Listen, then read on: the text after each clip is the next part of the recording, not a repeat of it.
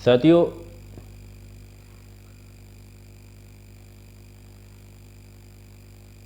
बात उस मुद्दे से शुरू करना चाहूँगा कि कल परसों में हमारे उत्तर प्रदेश के उन्नाव के ज़िले में जो हमारे समाज की बेटियों के साथ जो घटना घटित हुई है, उस सभी की जानकारी आप लोगों को पूर्णतः और पहले से ही मिल चुकी है। एक सवाल मैं आप सभी से पूछना चाहता हूं कि बहुजन समाज के SC, ST, OBC, माइनॉरिटी, हम लोगों की बहन बेटियों को कब तक ऐसे ही ये मनुवादी स्वर्ण समाज के लोग अपनी गंदी मानसिकता और विचारधारा पर शिकार बनाते रहेंगे? और कब तक हम SC, ST, OBC, माइनॉरिटी के लोग अपनी बहन बच्चियों के साथ ये सब होने देंगे? भाइयों, मैं यही पूछना चाहता हूं, क्या हमारा ज़मीर कभी जागेगा या नहीं जागेगा, या हम ऐसे ही सोते रहेंगे? साथियों, हम एक जिंदा कौम है, मरी हुई कौम नहीं है। हम नारा देते हैं 15 छोड़ 85 छोड़, तो जब हम 85% हैं तो उन 15% का हम क्यों नहीं सामना करते हैं? क्यों हम पीछे हैं? क्यों हम अपनी आवाज़ आगे बुलंद नहीं करते हैं? आप सभी ने देखा हाथरस कांड में क्या हुआ, किस तरह से हमारी बहन के साथ घटना घटित हुई, फिर शासन ने उसके साथ क्या किया, और आज वही चीज़ उन्नाव ज़िले में दोहराई जा रही है। साथियों, ये हम सभी लोगों को समझना पड़ेगा कि आखिर ये हमारे समाज की बहन बच्चियों के साथ क्यों होता है, हम लोगों को हर तरफ से क्यों दबाया जाता है। उन्नाव की घटना बहुत ही शर्मनाक घटना है। 2 बच्चियों की, हमारी बहनों की मृत्यु हुई। तीसरी बच्ची जीवन मरण में संघर्ष कर रही है।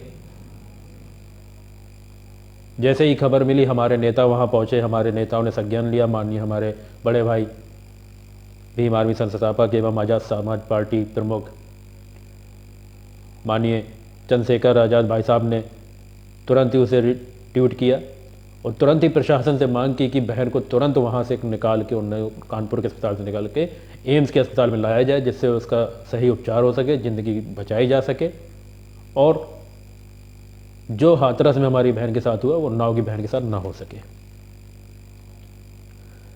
लेकिन यहाँ उत्तर प्रदेश का प्रशासन, माननीय योगी आदित्यनाथ की सरकार, एक निकम्मी सरकार जो बहुजनों के खिलाफ है और बहुजनों पर अत्याचार कर रहे हैं, वो कभी नहीं चाहते हैं कि बहुजनों के साथ कुछ अच्छा हो।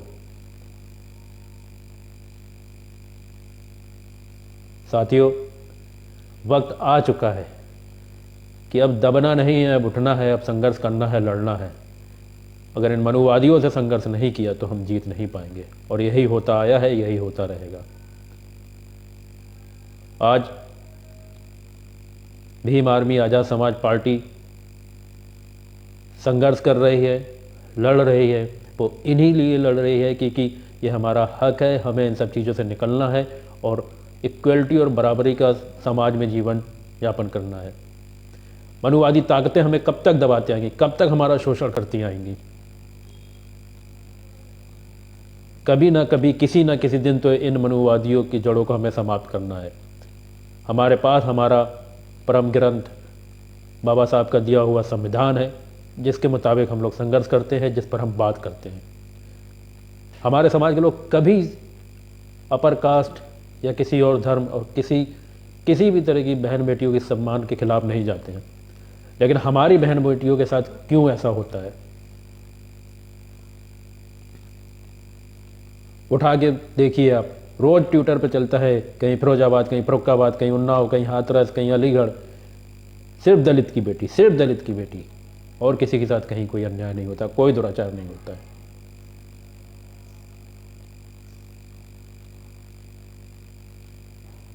ये एक सोचने की बात है।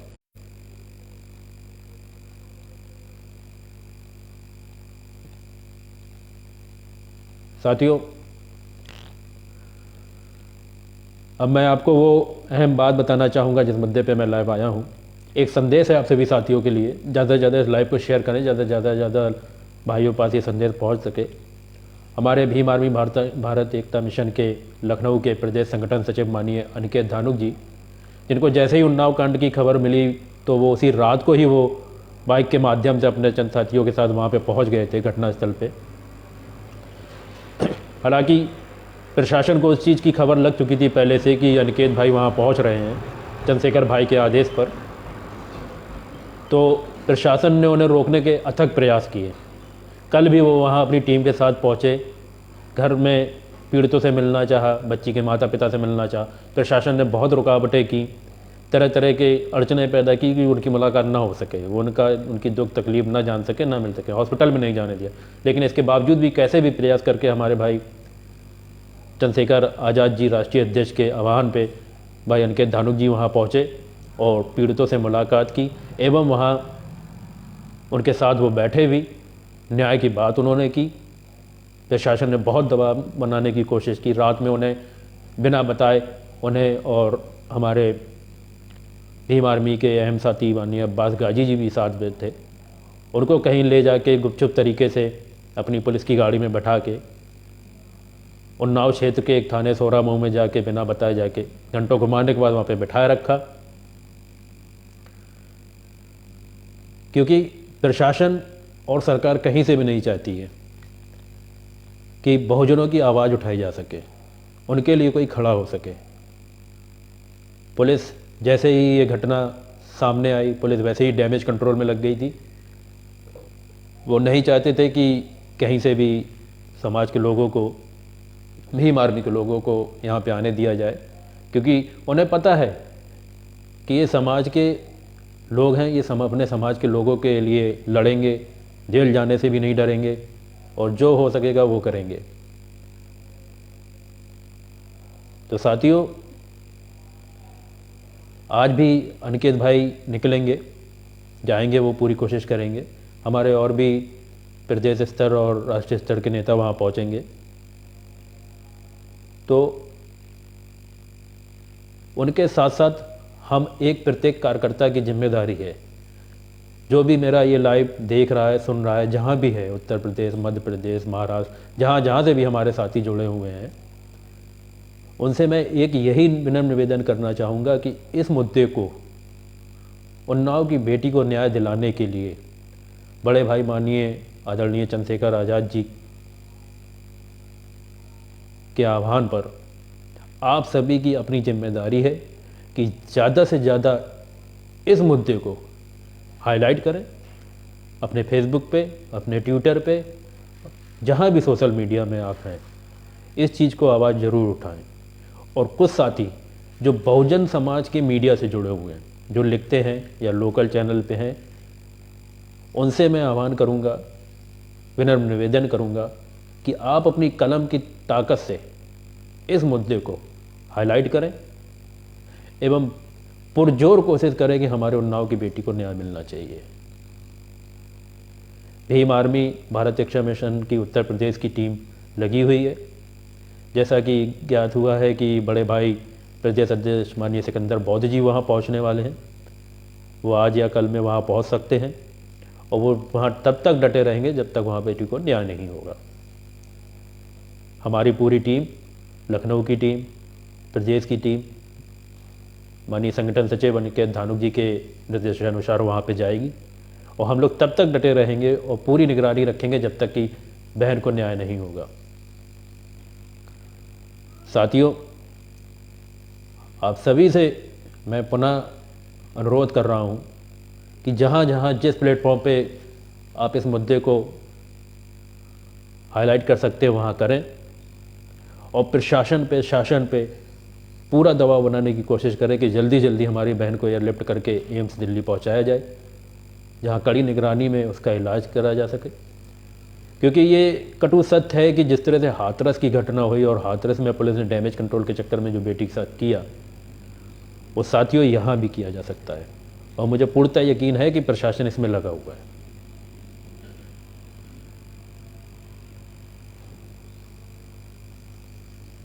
सवाल एक ही है कि कब तक, आखिर कब तक हमारी बहन बेटियों के साथ ये सब होता आएगा। ये नहीं होना है। Bhim army Bharat action mission इसी के लिए खड़ी है और ये नहीं होने देंगे, क्योंकि ये भीम आर्मी का संकल्प है। आज हमारे समाज के लोग, हमारे अपने भाई बहन आज जानते हैं, समझते हैं और वो खुद कहते हैं। मेरे पास बहुत से फ़ोन आते हैं, बहुत सी शिकायतें आती हैं, बहुत से लोगों की जो परेशानियां होती हैं वो लेकर आते हैं। तो मैं उनसे खुद कहता हूँ कि आपको कोई परेशानी है, सबसे पहले आप प्रशासन को मुहैया कराएं, पुलिस को बताएं, वो आपकी मदद करेंगे। लेकिन उनका कहना होता है कि भाईजान, भैया हमारी आवाज़ वो लोग नहीं सुनते, हम थाने कचहरी जाते हैं तो हमें दुत्कार के भगा देते हैं। तो हमारे समाज के लोग 100 डायल बाद में मिलाते हैं, पहले भीम आर्मी वालों को फ़ोन मिलाते हैं, क्योंकि उन्हें पता है भीम आर्मी हमारा अपना घर है और हमारे लिए खड़ा हुआ है। हमारे लोग हमारी रक्षा के लिए खड़े हुए हैं। तो भीम आर्मी के प्रत्येक कार्यकर्ता की जिम्मेदारी कि हम अपने समाज के लोगों के लिए हमेशा खड़े रहेंगे। हमें कहीं भी चुप नहीं बैठना है। आप अकेले भी हो और भीम आर्मी का कार्यकर्ता हो तो मनुवादियों को जवाब देना सीखो, डरो नहीं। क्या होगा, जुल्म करते आए, थोड़ा सा जुल्म और करेंगे, प्रशासन जेल भेजेगा। लेकिन अकेले मत समझना अपने आप को, पूरी भीम आर्मी की ताकत आपके साथ खड़ी है। डट के मुकाबला करेंगे, कहीं भी नहीं डरेंगे।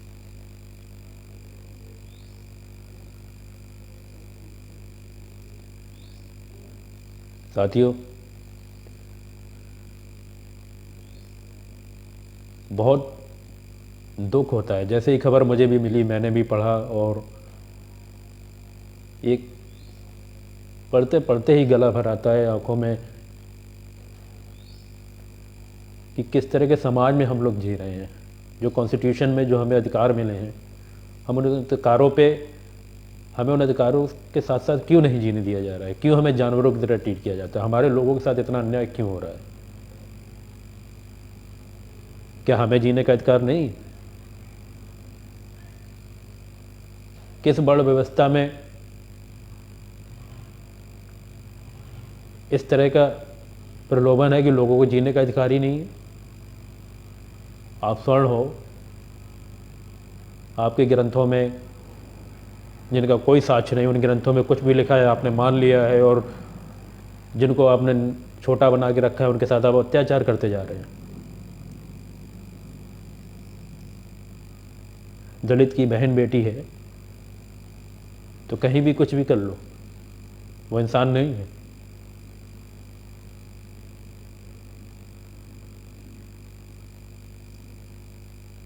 स्वर्ण मनुवादी लोगों, होश में आओ। वो दौर चले गए जब बहुजन दब जाते थे। ये दौर है बहुजन जाग गया है, और बहुजन का डंडा और झंडा दोनों मजबूत है। साथियों, आशा करता हूँ मेरी बात आप सभी को स्पष्ट है। ज़्यादा से ज़्यादा इस लाइव को शेयर करिएगा। आगे जैसे ही कोई सूचना मुझे प्राप्त होती है, कोई आदेश मुझे प्राप्त होता है संगठन के और पार्टी के नेताओं के द्वारा, तो मैं आपके बीच एक पुनः लाइव आऊँगा और पुनः अपनी बात आप तक, संगठन की बात और दल की बात आप तक पहुँचाऊँगा। और जैसे जैसे जो भी उसमें उन्नाव कांड पे हम आगे बढ़ रहे हैं, जैसा जो कुछ हो रहा है हम उस पर अपडेट कराते रहेंगे। लेकिन आप लोगों से फिर से अनुरोध है, इस आवाज़ को उठाइए, अच्छे से उठाइए, कहीं मत दबने दीजिए। जय भीम, नमो बुद्धाय।